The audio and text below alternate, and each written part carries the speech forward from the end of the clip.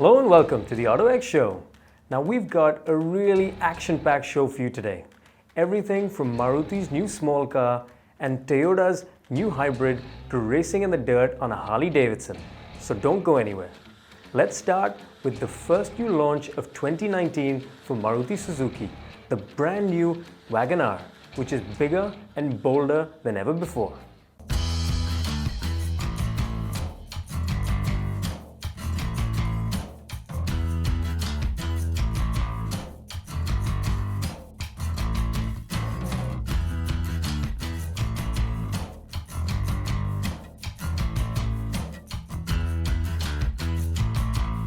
I was in college one day when a friend of mine came up to me and he was absolutely livid. He was mad that Maruti Suzuki discontinued the 1.1 litre 4-cylinder Wagon R. So to you, Mr. Panchalbora, this is the brand new 4-cylinder 1.2 litre Wagon R. Now everything I just said should matter, for Maruti Suzuki states that as much as 24% of Wagon R customers are indeed repeat buyers. So we're going to be taking a look at this brand new Wagon R now to see if it has everything that it takes to cater to the practical-minded Wagon R buyer. Now on the face of it, this new Wagon R seems to have a very low set nose and a high roof. But in fact, this car is 25 millimeters lower than the previous car. However, built on Maruti Suzuki's 5th generation hardtech platform, this car is now wider, longer, and has a longer wheelbase as well over the previous model. And in fact, this car is about 45 kilos lighter than the previous model as well. So while the overall profile and silhouette definitely reminds you of the previous generation Wagon Rs, this new car's design is not the most pleasing to the eye. But then again, you have to remember that when the first generation model came out, people weren't too happy with its design either. But its practical aspects and everything else all considered, the Wagon R went on to become a much loved car, and we'll have to see how this one fares as well in the long run.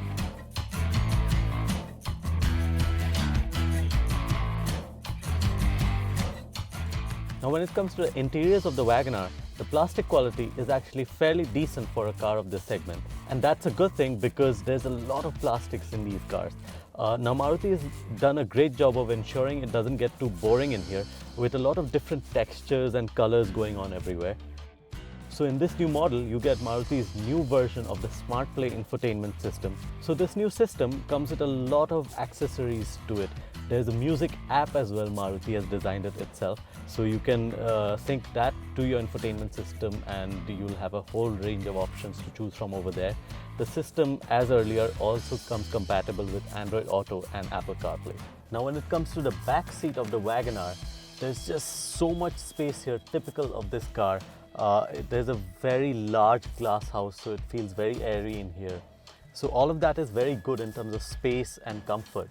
But when it comes to comfort, again, when you come to these seats, they're really flat. There's really no cushioning happening here to give additional support to your back or even in the lower section.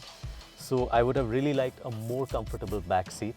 Having said that, there's a lot of leg room here and I can sit really comfortably. But what I really don't like again here at the back are these headrests. They hit you somewhere at an off angle at the lower portion of your head. So they're not really comfortable. You can't rest your head there while going along. And I'm not so sure about whiplash protection either. This again applies to the front headrest as well, because this is not really a headrest, it's just an extension of the seat. So there also you have no support.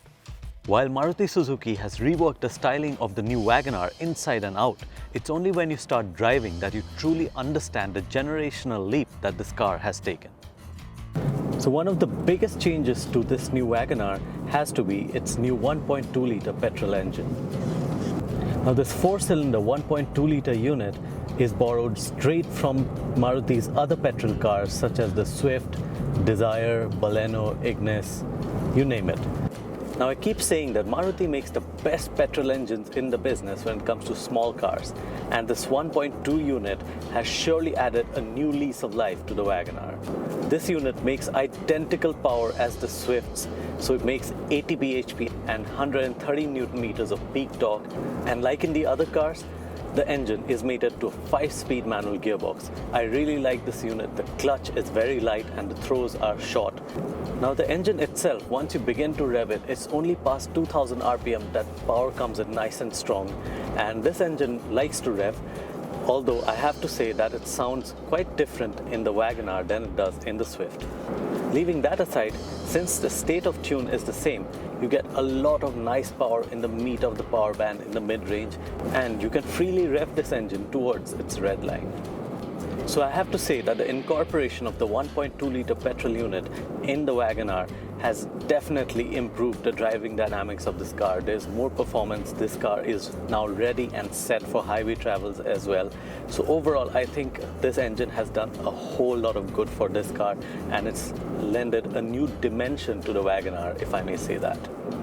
Now, in fact, in the city, this car is great to drive too, because the ratios are well spaced, and you know, when you slow down in traffic conditions, you don't really need to downshift all that suddenly.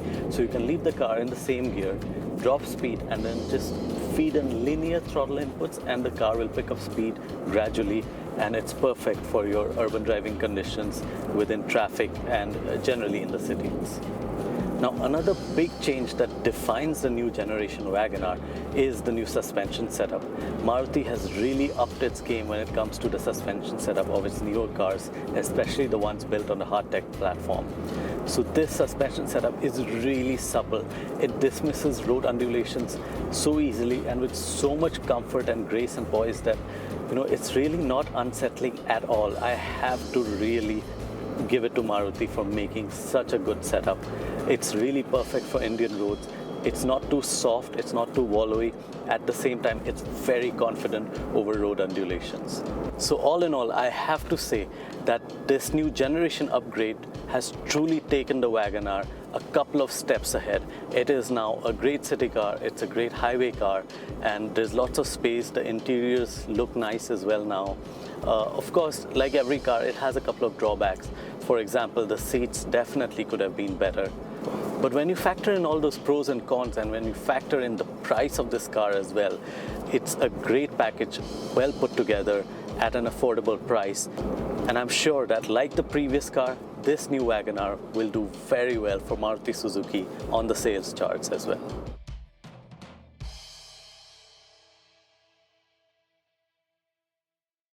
Now don't go anywhere, because we've got a lot of action coming up right after this break.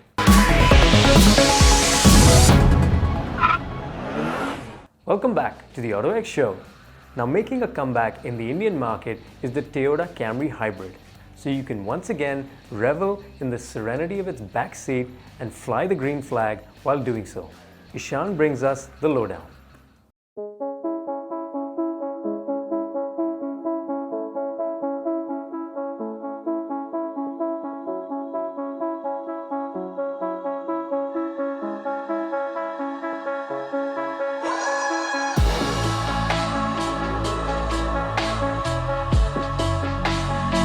The Toyota Camry is not just a product, it's a brand in itself.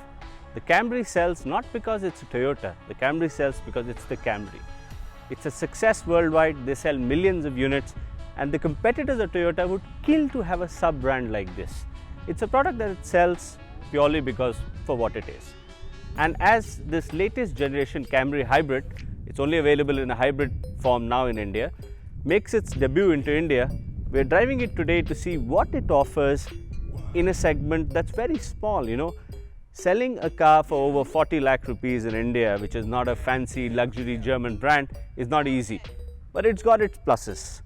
And we're going to test it today to see how it fares. What? Yeah. Yeah. Yeah. Latest generation of the Camry is based on Toyota's new TNGA platform. It's a platform it shares with the Lexus ES300, which I've reviewed earlier. But of course, there are massive style differences. What strikes you first is this huge grey grille. You know, it does catch your eye, but I'm not a big fan. The whole plastic thing looks a little tacky. I think it could have been done a little better. But what I do think is the car overall in design is quite balanced. It's got proportions correct. It's slightly lower than the earlier car. It's slightly wider. It looks very well settled. I love the big 18-inch wheels. The machine finish works very well. And along the sides, you can see it has some very strong shoulder line running along it. What's interesting, one of the highlights for me is the treatment behind the C-pillar. You can always see this indent.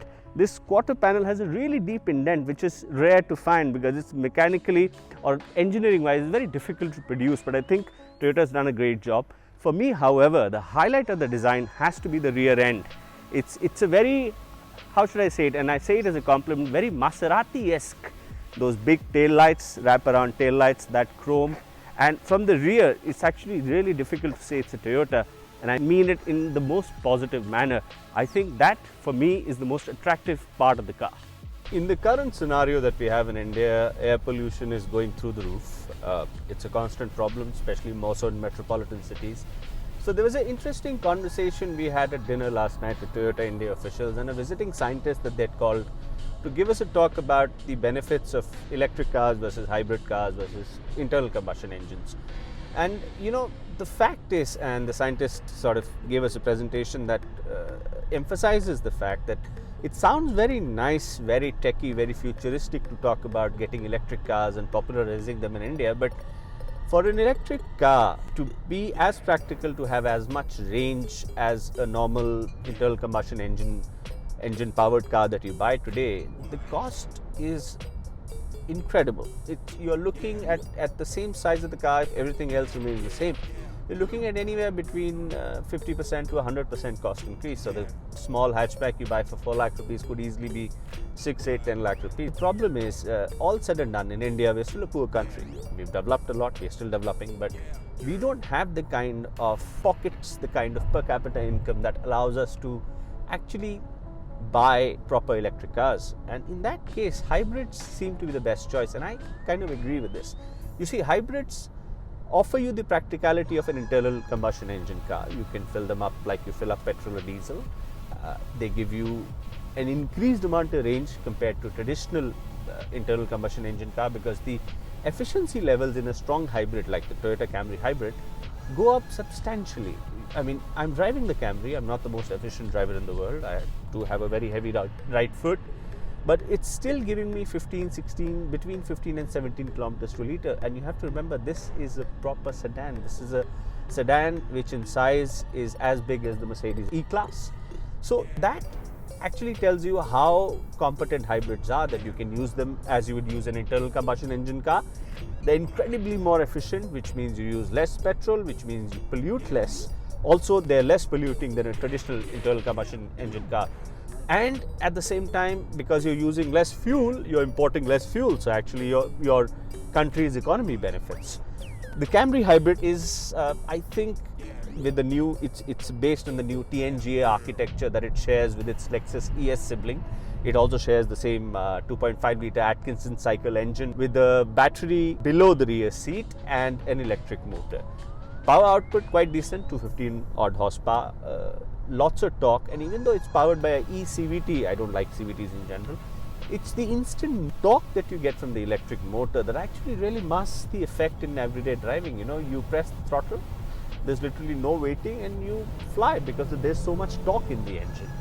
The other 2-3 things that are very sort of impressive about the car: the ride's fantastic. It has wishbone suspension at the rear, McPherson struts at the front, but the ride quality, dealing with bumps, dealing with bad roads, fantastically done. The seats are incredibly comfortable. You get a lot of space. 5 full-size adults, no problem. Tall adults, no problem. You get a lot of features. You get 9 airbags. You get a lovely JBL sound system that works quite well. You get a touch screen, a sunroof, 18-inch alloys, really good-looking alloys, by the way. And I quite like the design language. Like I said earlier, other than the front grille, I think it's a really good-looking car. It stands out for all the right reasons. A couple of issues that exist for me. One, I think it's sort of a double-edged sword. The car's so refined, and like the ES, there's so much isolation from the outside that you tend to hear a lot more of the road noise coming from the tires. I told the Toyota engineers that, and they said, you know, the road noise is not amplified. It's not that the tires are making a lot more noise than they do normally. It's just that because everything else is so much more quietened down, you tend to hear that more. That's a logical explanation. Secondly, I think touchscreen, the audio system is still a little, it's a feel that Toyota still needs to catch up on. not that intuitive, it's slightly tricky to set up, and I think that's where they can catch up. But at 37 lakhs ex showroom, this is one of the most environmentally friendly cars you can buy in India, and that's one of the trump cards of the car, other than the fact of the space and the comfort. And in general, because it's a Toyota, you expect it to run for decades, you expect it to outlive you. The service experience of Toyota is phenomenal, there's great resale. The only actually tricky part about the car, which will sort of be the only hindrance for it, is that it competes in a segment at a price point where people can also afford the German trio or the Volvos, you know, the Audis, the Mercedes, BMWs and Volvos. And that's the only thing that holds against the Camry. That is the brand good enough at that luxury segment? The product, it's phenomenal. I don't have a doubt of the product. It's not an enthusiast car, but it's never positioned to be. It's a car that you drive, that you're comfortable in, that will take you anywhere and have no issues. But the brand is probably the only issue. At 40 odd lakhs on road, you would have to be somebody who cares really well for the environment and gets Japanese reliability added to it. So that's the only thing that I can fault it. That the brand at 40 odd lakhs, that's the only thing that might drive people to buy something else. Other than that, the Camry, it's phenomenal. It's an engineering tribute, and I'm quite fond of it.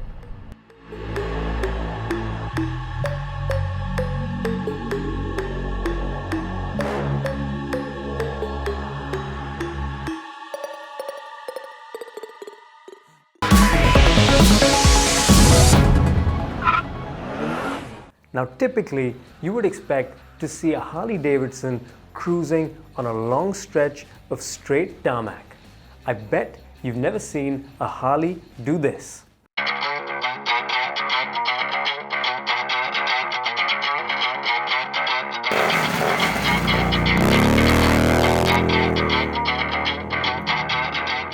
We were invited to Jaipur to experience flat track racing. And when it comes to the flat track, there's only one manufacturer that comes to mind. That's right, it's these guys.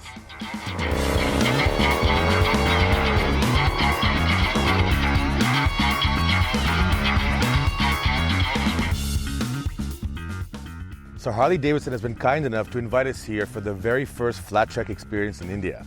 Now, the John Singh Speedway has been built specially by the Rajputana Customs Vijay Singh. So Vijay has customized Harley Street 750 motorcycles just for this event. As the day starts, Harley-Davidson has got a legendary European flat track champion to come here and train us. We're going to do some drills, do a few practice laps, and at the end of the day, do an actual flat track race. This is going to be amazing. I can't wait to get on the bike and do this.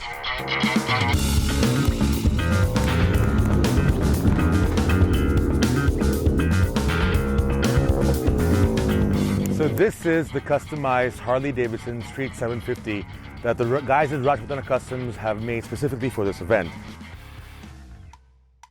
Now, as you can see, it does not look like your average Street 750, and that's because they made a lot of modifications to it.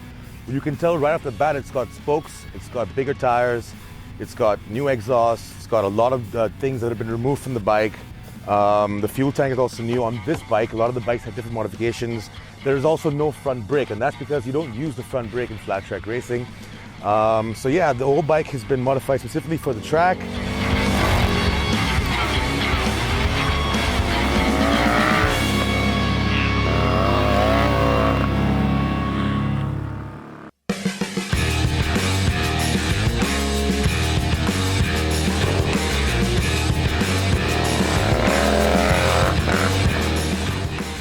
Harley-Davidson has got some serious bollocks to be allowing me and a few other bike journalists to be going full throttle on a flat track. Flat track racing is without a doubt one of the most dangerous motorsport events on the planet, and falling down and crashing is as common as the dirt on the track itself. But then again, that's the reason we love going to Harley-Davidson press events. Freedom for all is their motto. And in this case, it seems we may have been given just a little too much of that great American virtue. After a full day of lessons and drills, we were finally given a go at the entire track. By now, I had gotten the hang of the traction of the rear wheel, but still, I wasn't ever in complete control of what was going on. The key is to lay off the throttle as you enter the turn, and just as you hit the apex, you move your body to the front of the bike with all your weight on the tank. At the same time, you need to stick your foot out and lean against the angle of the bike, and then you twist the throttle and wait for the rear tire to spin out. And then you countersteer all the way back into the straight. It also takes an incredible physical toll on your body because you need to lean and sit up on the tank and use your arms to steer. The next day, Harley-Davidson hit us with a doozy. They were going to make us face off against each other in an actual flat track race. The format would be a one-on-one race, each rider starting on the opposite side of the track. I hadn't been in an actual race for many years, so my adrenaline levels were high. I did everything that I was taught to the T and won every race up until the semifinal. Unfortunately, on the very last turn, I made my first mistake of the day and went too wide, causing me to lose speed and momentum back into the straight, and I lost by the length of a wheel. Being able to learn from Marco, who also taught Valentino Rossi, is a real blessing and a once-in-a-lifetime opportunity. So thank you, Harley-Davidson, and thank you, Vijay Singh, for a wonderful event. We certainly will never forget it and can't wait to get back out there.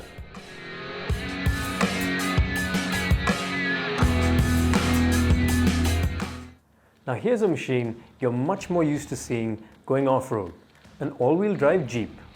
Now the Jeep Compass that's offered in India has a really low front bumper, which always gives us a hard time when we take it off-road. But internationally, it's available in the Trailhawk version, which is decidedly more off-road ready. Ishan heads to the southernmost tip of Australia to check it out. The Jeep Compass has been a runaway success in India, but we are here in slightly sunny Australia. It's quite cold actually, and not exactly like the marketing they would have you believe about the heat and the beach bodies and all the beach life. But what we are here driving is the Compass Trailhawk, a version that's not available in India yet, and Jeep India officials won't tell us whether it'll come or not. But I think what we're going to do today is take it for some serious off-roading, and I think we're going to have a lot of fun. This is powered by the 2-litre diesel, mated to a 9-speed automatic, which is not available in India yet. But it's a day I'm looking forward to, and let's see how the car fares.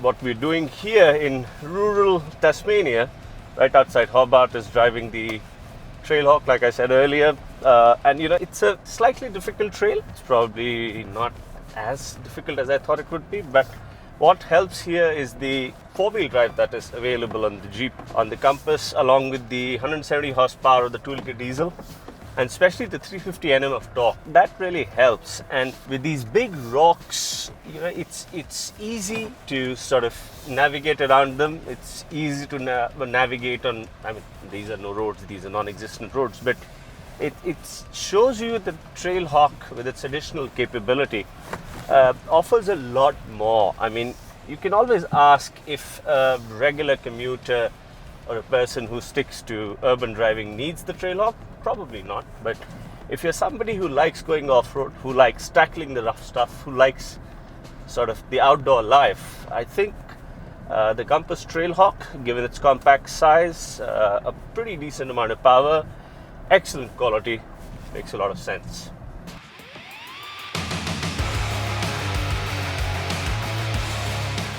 In Trailhawk trim, the Jeep Compass offers another segment first, an SUV with true off-road capability.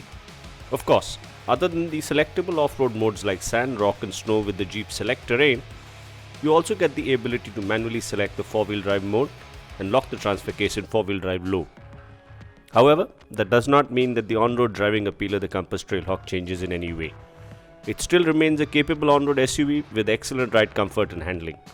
Add to this the ease of using the 9-speed automatic with the diesel engine, and it only makes the Trailhawk that much more attractive, both on and off the road. Jeep India has confirmed that the Compass Trailhawk will reach the Indian market later this year, but not yet indicated the pricing for it, which is expected to be quite premium and above the existing manual diesel version. As someone who likes their SUV with proper off-road capability, the Compass Trailhawk makes for an excellent and the only choice in its segment.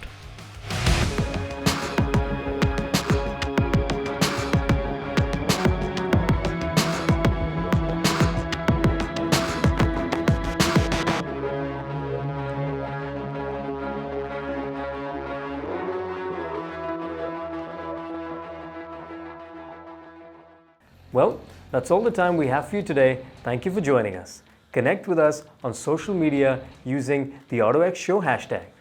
And remember, it's chaos out there, so always buckle up and wear your helmets. We'll see you again next week on the autoX Show.